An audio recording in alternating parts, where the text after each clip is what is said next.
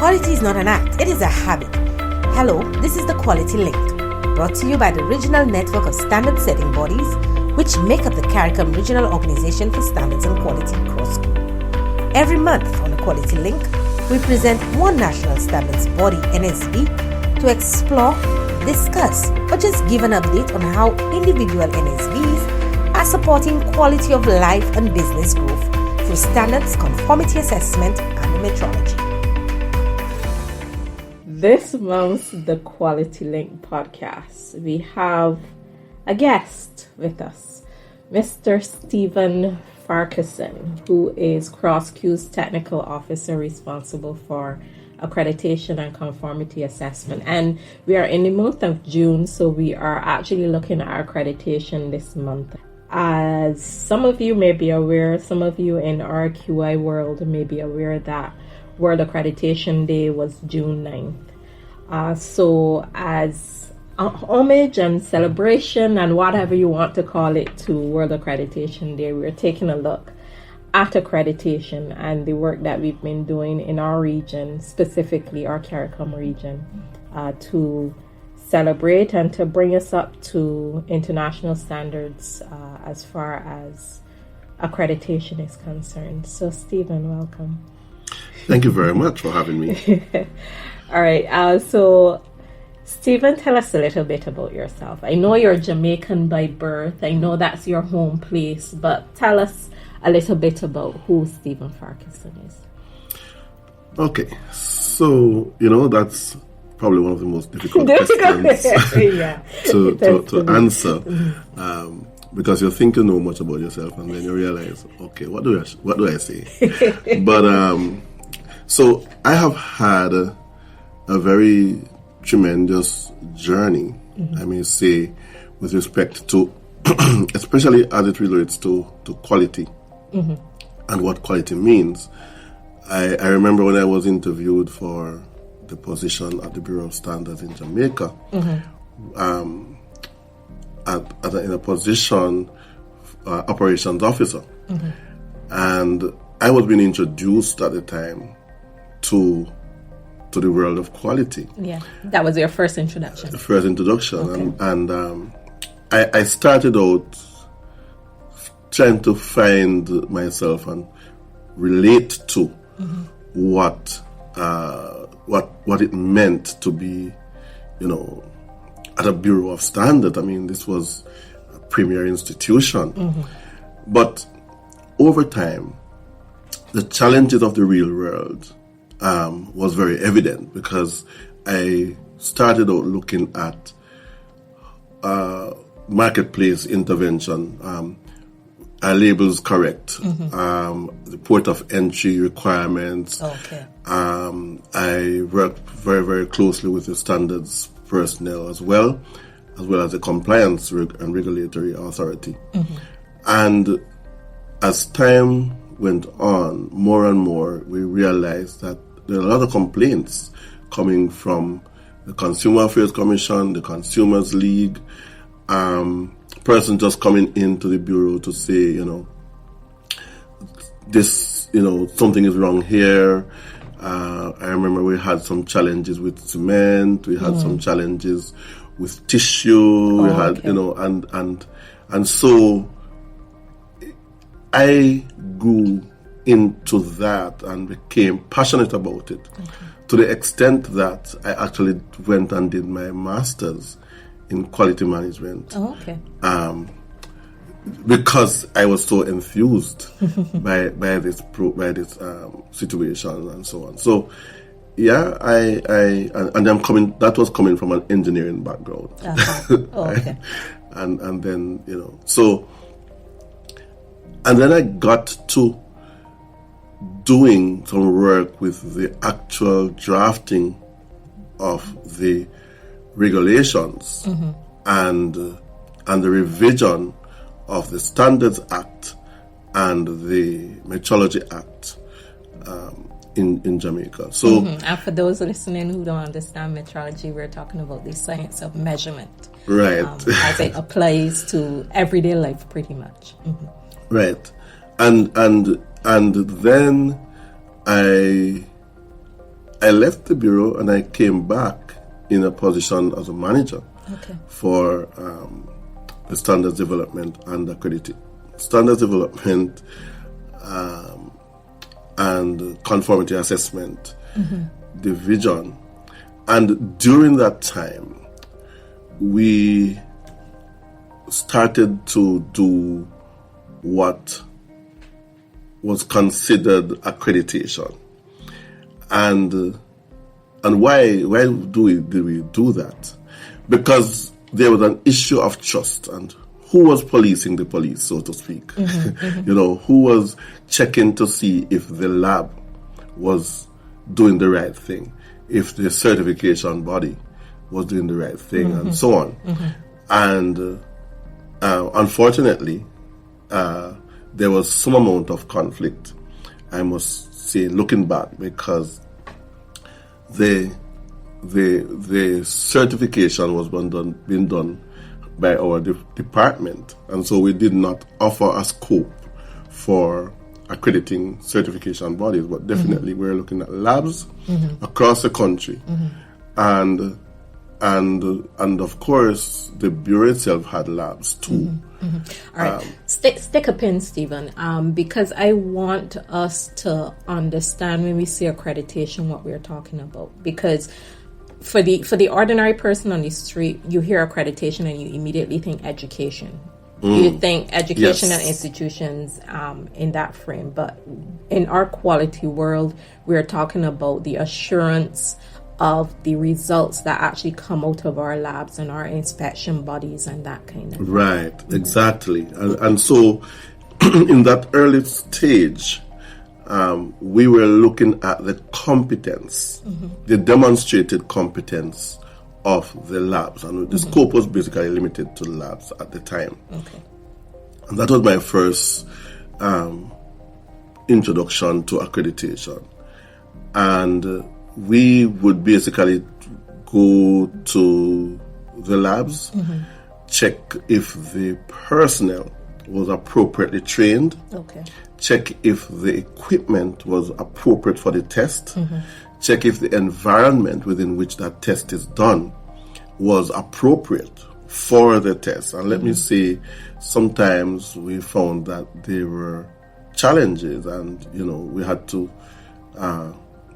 get the lab to move in the direction of ensuring that all the parameters that may affect the result that they put out was in sync with practices, international practices, and practices that were considered, best for providing that trust, that consumers and the market could trust that. And eventually, we realized that we ourselves needed to be more astute if we were going to get international recognition for those tests, because the bureau was kind of a second party to some extent, because we ourselves had laboratories. And so it was necessary to develop the Jamaica Accreditation Agency, which now is called JANAAC. Which is a separate entity. Which is a separate entity, right. Bureau at this point. Very much so. They're a separate entity, and they would have gone through the rigors to be peer assessed by other accreditation bodies across the world, and thereby signing the mutual recognition agreement, with the International Laboratory Accreditation Council, ILAC, and is now offering the internationally recognized accreditation. And therefore the country benefits. But I'd like to say, and this is probably going beyond the original question now, because that recognition afforded not only Jamaica, but the entire region to have within the region a competent authority, a competent body to provide an internationally recognized accreditation service. Which interestingly enough brings me to the question of accreditation services in the region, because I know that's one of the things CROSQ has been working on to bring our partners together to be able to offer services at competitive prices, because you always hear accreditation is so expensive. We have to bring in these international companies who charge $2,000 and $5,000 a day, and we can't afford it. So before the Caribbean Cooperation for Accreditation scheme, which was the scheme that CROSQ developed in order to bring all the professionals together, I know it was a challenge to have agencies, labs, conformity assessment bodies, inspection bodies accredited far and wide, not just in Jamaica where JANAAC is based, but across the region. And we're seeing a lot more of that now. Can you speak to that? Definitely. The situation is that it actually, the market, especially the developed world, but even in the developing world, is now requiring the ability to trust the results of institutions that are sending goods or even services to them, providing them with services and goods. And the requirement is getting more and more stringent. And therefore, the accreditation bodies before JANAAC was all outside of the region. Those internationally recognized bodies would be charging not only for the accreditation service, but also for the dislocation of the team. So when a person coming from the US, from the UK, from Europe to do an accreditation of a laboratory or a conformity assessment body in the region, there was a cost of the accreditation itself, and there was a cost of travel, there was a cost of dislocation, and when you add it all up, it was pretty significant. And therefore, and not only that, it was important for us as a region to build the capacity within our region so that we could demonstrate to the world that we take trade seriously. And by taking trade seriously, we need to, one, meet the market requirement. Two, be able to provide quality services and goods such that others could see that, we are not incompetent, right? As a matter of fact, accreditation is all about competence, demonstrating competence and using that competence in an appropriate way, ethical and transparent and so on. And by doing that, the entire region is moving forward into becoming more developed in terms of quality, in terms of how we look at things, generally speaking, with respect to goods and services. And as a result of that, we can now see that JANAAC has not only been providing the service within Jamaica, where understandably there is the most accredited laboratories in any of the English-speaking Caribbean countries, but they have provided that service to labs, and here when we speak about labs, we're talking about medical labs as well as non-medical labs. We're talking about calibration labs, we're talking about testing labs for chemistry, microbiology, and so forth. And what a very, very wide range of labs can now be accredited by JANAAC. But through CROSQ's intervention and support, we have been able to support them to now be internationally recognized, not only for labs, but for certification services. So they now can can accredit certification bodies, right? They can accredit inspection bodies. And so they now have the full scope of recognition for basically all conformity assessment bodies that operates within the region. And within each of these there are various scopes. So for example, within the certification body there is and these numbers tend to get people wondering.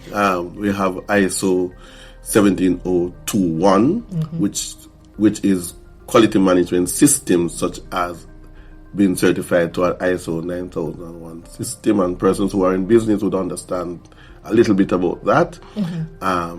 You can get,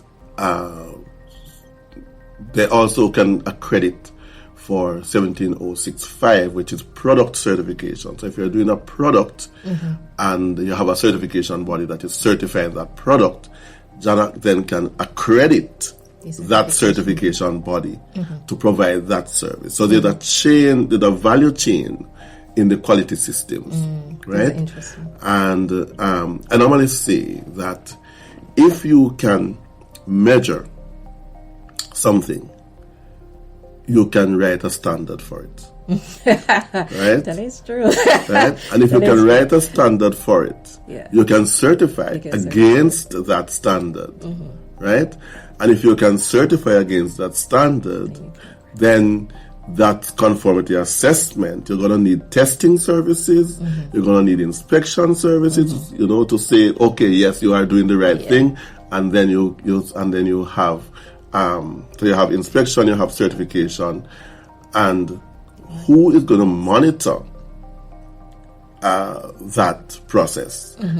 No, that's where accreditation comes in, because this accreditation body is a body that is ensuring that you are competently doing your testing, your inspection, and your certification. I wish our listeners could actually see your face as you're talking about this, because guys, he actually has a sparkle in his eyes. I know in addition to what we have been doing at the regional level, we also have accreditation bodies that are at the national level. So I know in a number of our countries, our national standards bodies actually do offer some level of accreditation as well. Right, but recognizing though that the doing accreditation and getting that international recognition is not cheap. It is not viable, both in terms of the critical mass of conformity assessment bodies within a country that would make it sustainable. And therefore, at this point in time, we have been talking a lot about JANAAC in Jamaica. We also have an accreditation body in Trinidad that have been doing accreditation over the period. However, they have not yet attained international recognition. But to say that they have now done some necessary work by first of all becoming independent, and that was the challenge. Is that they were excellent. They are and were excellent in the service provision.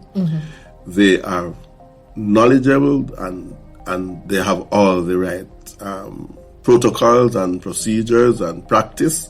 However, the challenge they were having was the independence part. Why is that? Why is that important? It is important because you can't be in the quality world. You cannot be the judge and the jury. And being affiliated with the Bureau of Standards in Trinidad removes a little bit of the transparency and the independence that they need to make accreditation decisions. So, for example, when a lab or a certification body, inspection body, gets accredited by JANAAC, those inspectors must first of all not have anything to do with that company prior to going in to assess the competence of the personnel. Secondly, when that report is submitted to JANAAC, it is reviewed by personnel in JANAAC who has the requisite skills and knowledge, but there is another level that called an accreditation board that now decide whether or not this entity can be or should be given a certificate of accreditation. Now that body has to be very, very independent of all everything that went on before. Okay. And the Bureau of Standards, by nature of what it does, is always involved in people's business. And that's not in a bad way. They're involved in providing the standards. They're involved in providing guidance in thing. They have to. They are checking the marketplace to see if goods are conforming, and so on. They're checking the port of entry. They're in your face in very different ways and so on. So, by virtue of that, there's a conflict of interest. You can't then say that, okay, I think or I don't think you deserve a certificate of accreditation, because you have been, to some extent, involved in the process, right? So you'll be judge and jury in that case. So the Bureau of Standards will have to divorce the accreditation body and allow them to know, or let me say not divorce, wean them. So they are now on their own as adults, making their own decisions. I understand. Okay. I know for World Accreditation Day this year, we're looking at a theme that's supporting the future of global trade. And I know specifically for us at CROSQ, we have been working to facilitate trade in all kinds of ways, including with the accreditation. And we've had several projects over the last couple of years. Well, we are 20 years old, 21 this year. But we have been using various donors, the resources of various donors, along with the technical expertise here at the CROSQ Secretariat, to be able to make sure our labs or conformity assessment bodies are suitable, especially when we look at trade and advancing trade. And since now that's a big word on the international scheme, as everybody tries to bounce back from the COVID and bring in foreign exchange and those kinds of things. Perhaps you can tell us why, or in what ways have we been supporting global trade through accreditation? That's a fantastic question, and it's fortuitous that the ILAC and the International Accreditation Forum have chosen this theme for 2023, because all that we do must come back to the bottom line. Otherwise, nobody's interested. True. Right? Yeah. And so CROSQ, as you rightly say, has been looking at helping member states of the CARICOM region and the wider Caribbean, I may say, to be effective in accessing the market, providing them with the tool or tools necessary to meet the obligations of the marketplace, and to provide them with access to those services that are going to push them into the new paradigm of operation. And I say that because, and just before I get into the specifics of your question, in this time when we have false everything, fake news, fake goods, everybody faking, well, not everybody, but people faking things. The consumer and the market that we try to access is, I think I said before, it's more demanding in the stringency, if there's such a term, of products being coming into their space. And remember now that when a product leaves Barbados, Trinidad, Jamaica, Belize to go to, say, an EU, it's not necessarily that product is not being produced in the EU, but we are bringing in some cases a niche product, but some cases a similar product to what is produced there, and they are ensuring that anything you bring in is correctly competing with what they are producing, and vice versa. Because within our region, for example, Trinidad produces biscuits, Barbados produces biscuits, but there are biscuits coming from the EU, coming from the US, coming from all over. And if the playing field is not level, then somebody will have an unfair advantage. And so, what have we been doing to help this process?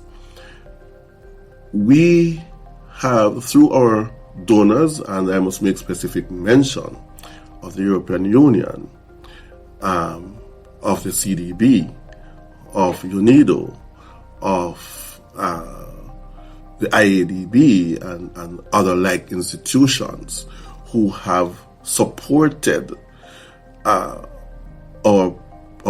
process of helping the laboratories, specifically, but also our inspection bodies, our certification bodies, and CROSQ, through CROSQ as the implementing agency. We have been supporting a number of laboratories, at least 2 certification bodies, 3 in the region, and now in this year 2 inspection bodies as well.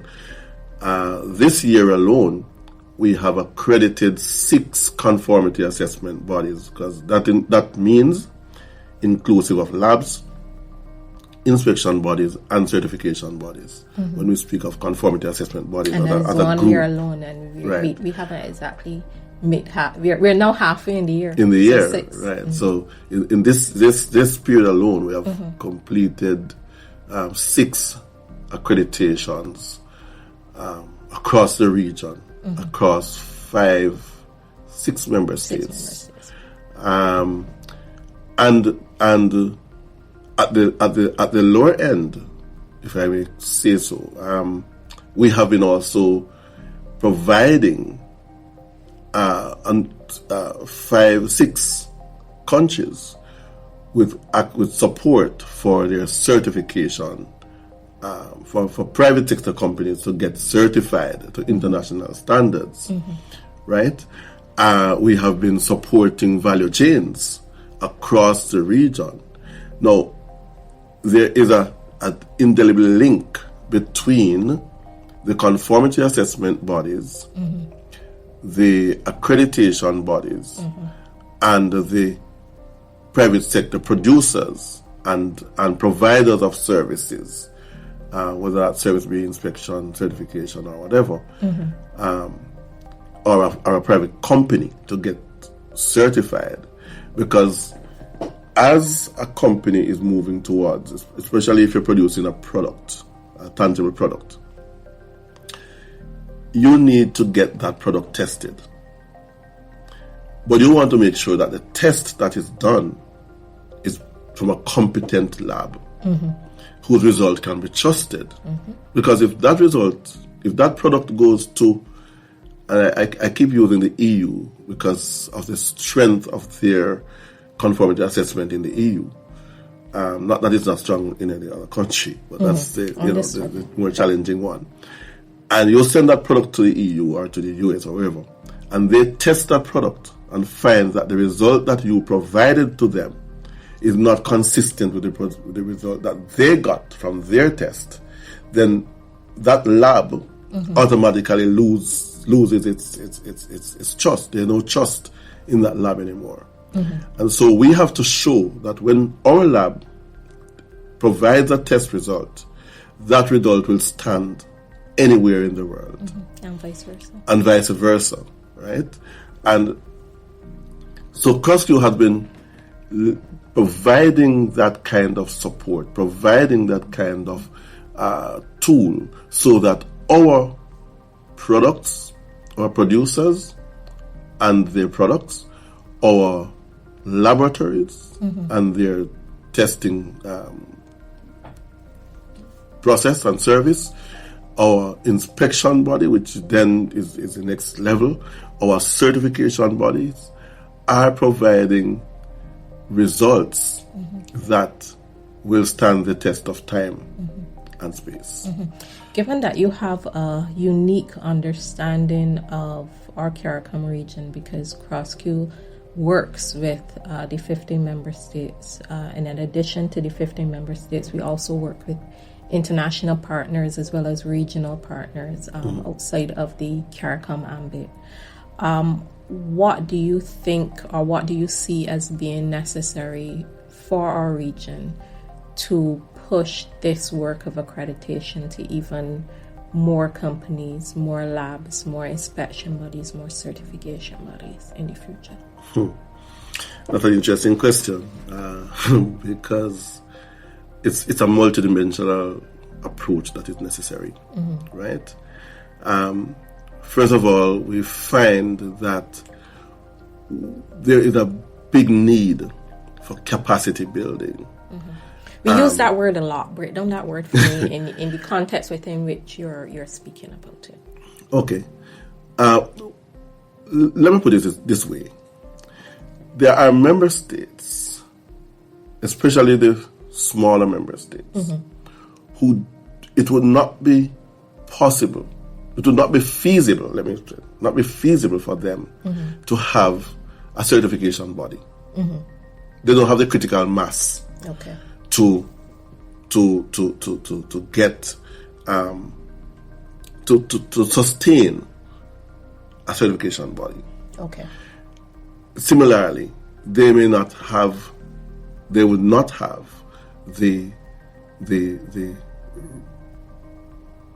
this resource or the sustainable demand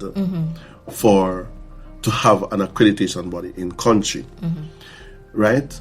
And therefore we're talking about access. But the challenge with that is that sometimes they are not aware of the depth and width of why they need these services. Right? So the first thing would be a sensitization as to what it is that would push them, or the possibilities that, look, I am selling 1,000 let's say tea bags, packs of tea bags. And he's saying that because there's a cup of tea standing in front of him. Full disclosure. Right. You're selling 1,000 packs of tea bags on a monthly basis, and that is paying the bills. Right? But if you had an accredited service, if you were certified yourself to an international standard, you could be selling 20 times as many tea bags. Because then you'd have a larger market to be able to access. The market access would immediately be exploded into realms that you probably didn't even dream of. potential. Right? The other thing, so training and sensitization, and that's where your portfolio comes in. Quality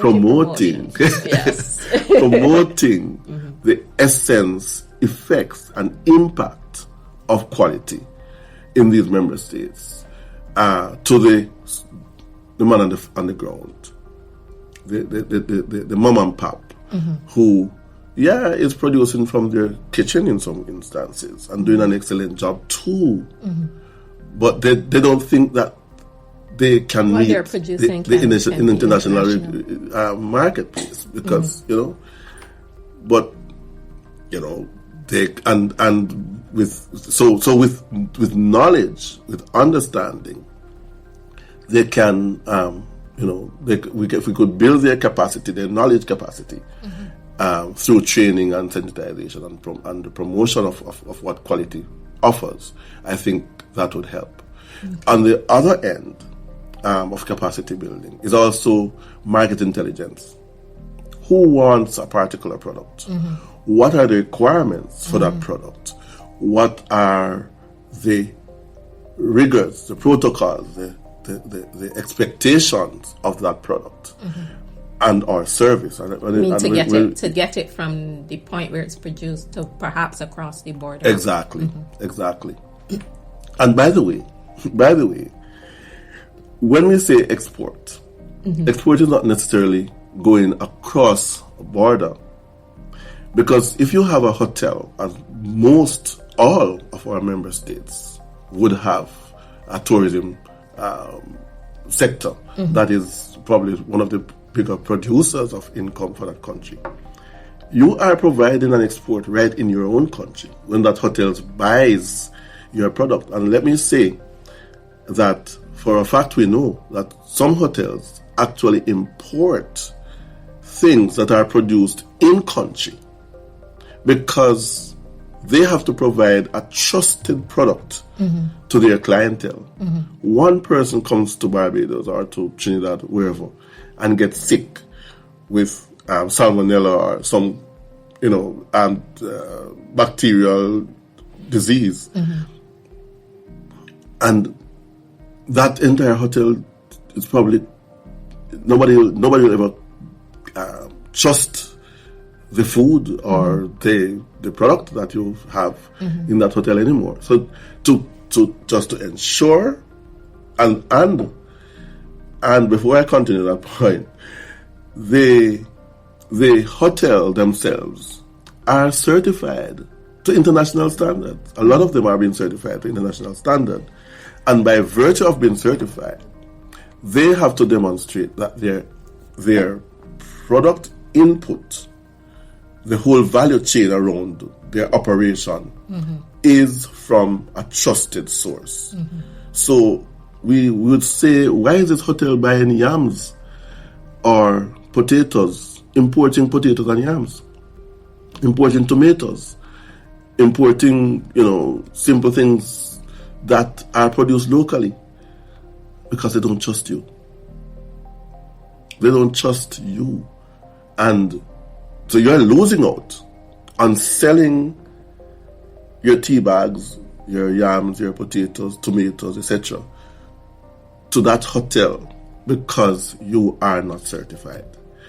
You are not you're not testing your product by an accredited lab and saying to the hotel, listen, this is my resume, this is my certificate of trust, so to speak, and this result from the lab is from an accredited lab, and so on. So that's how global trade, supporting the future of our global trade, is in fact through the tools of accreditation and by extension certification, inspection, and testing. Yeah. Okay. All right. I think we've touched on quite a bit today. We've given our listeners a lot to digest. Of course, we are always here at the CROSQ Secretariat for your questions. If there is anyone out there that wants that education. Your National Bureau of Standards is always there to help provide you with information. And of course, the CROSQ Secretariat provides that assistance to the national level to also be able to offer sensitizations, whether it be through webinars or national interventions. But thank you, Stephen. It has been an enjoyable I would like to add one more point before you wrap up. It just occurred to me as you spoke, wrapping up, that our Bureau of Standards all have what we call a national accreditation focal point. Yes. And we have an intent to continue the training of these accreditation focal points so that they in turn can provide the member state with the requisite information up to the level of their competence, and if they need further information, can refer them to the appropriate body or person, including myself, to give them that additional information that would bring them full knowledge or important knowledge necessary to move forward. So I just wanted to add that to it. So, and thank you for the opportunity to present. Good catch, Stephen. I completely forgot about the NAS. Yeah. All right. So thanks once again. This has been the Quality Link podcast. A little bit longer than we usually go, but I think the topic that we've covered over the last 40 minutes or so has been incredibly interesting. So see you next month again as we bring you the Quality Link podcast. This has been a production of the CROSQ's Marketing, Information, Knowledge Management and Education Committee. Join us next time for another episode of the Quality Link.